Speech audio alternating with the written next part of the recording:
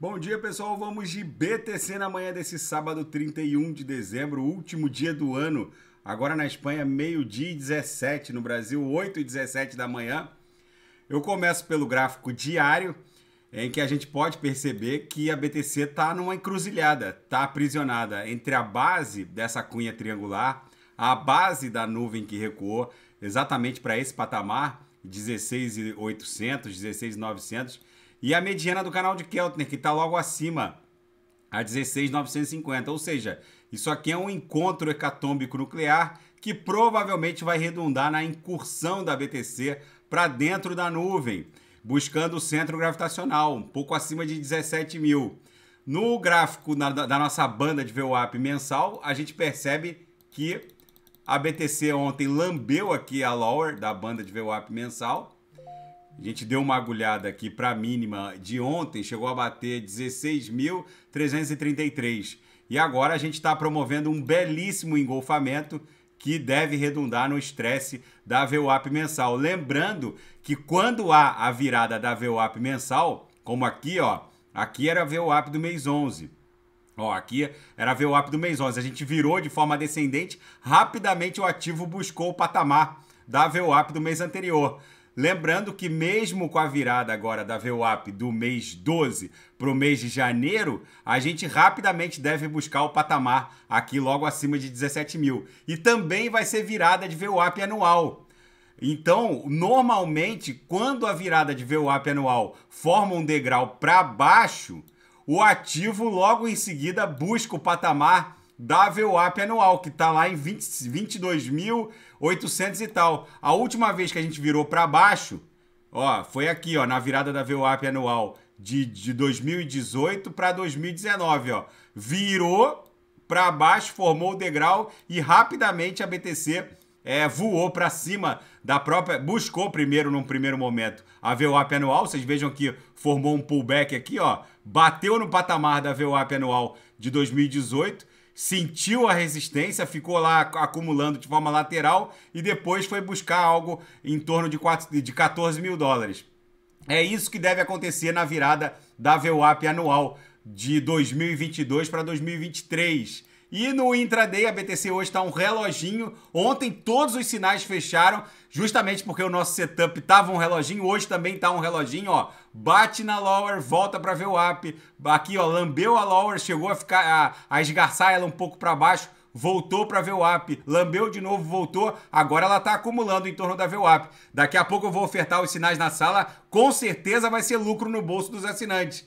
E na seara fática, o Sam Bankman-Fried teria se reunido com dois conselheiros da Casa Branca, funcionários de alto escalão da Casa Branca, há 2 meses antes do colapso. O ex-CEO da FTX, Sam Bankman-Fried, se reuniu com funcionários da Casa Branca do governo Biden, pelo menos por 4 ocasiões distintas. Uma delas teria ocorrido há 2 meses do colapso. Isso também está sob investigação da promotoria norte-americana. E a Colômbia é um dos países da América Latina com o maior número de usuários de criptoativos, com 5,6 milhões de colombianos detendo algum tipo de criptoativo.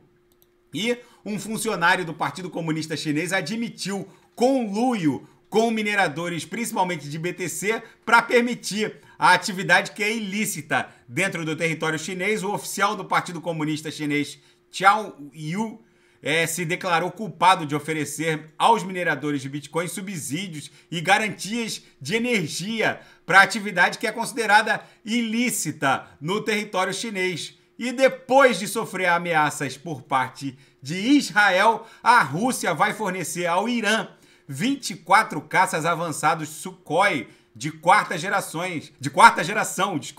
24 caças super manobráveis bimotores de quarta geração serão usados principalmente para missões de superioridade aérea.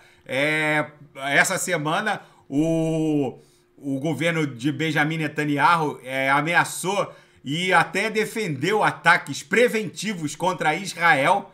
E agora a Rússia está formando um bloco militar entre os dois países, né? O Irã tem fornecido drones para a Rússia e agora a Rússia vai fornecer caças ao Irã. É uma nova parceria militar que vai mexer com a geopolítica e o delicado balanço de forças no Oriente Médio. Vocês vejam que depois da ameaça israelense, agora a Rússia entrou no imbróglio Irã e Israel. E o Elon Musk é o primeiro homem do planeta a perder 200 bilhões, com B de bola, de dólares.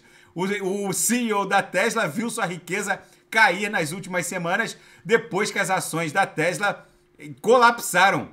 Elon Musk, que já foi a pessoa mais rica do mundo, ultrapassou inclusive o Jeff Bezos durante a pandemia e agora vê o seu patrimônio diminuir nada mais, nada menos que 200 bilhões de dólares. E o Papa Emérito Bento XVI morre aos 95 anos, ele que havia chocado a comunidade católica mundo afora com a sua renúncia em 2013, agora falece. Enfim, a BTC segue acumulando, a gente percebe aqui no gráfico diário que a gente está num verdadeiro impasse agora com esse encontro da base da nuvem com a mediana e com a base da nossa cunha triangular. A BTC vai precisar se decidir, provavelmente vai buscar o centro gravitacional da nuvem, porque quando há esse toque, quando há o toque na base da nuvem, como está acontecendo agora, normalmente a nuvem suga o preço em direção ao centro gravitacional, como acontece em todas as vezes que há esse toque.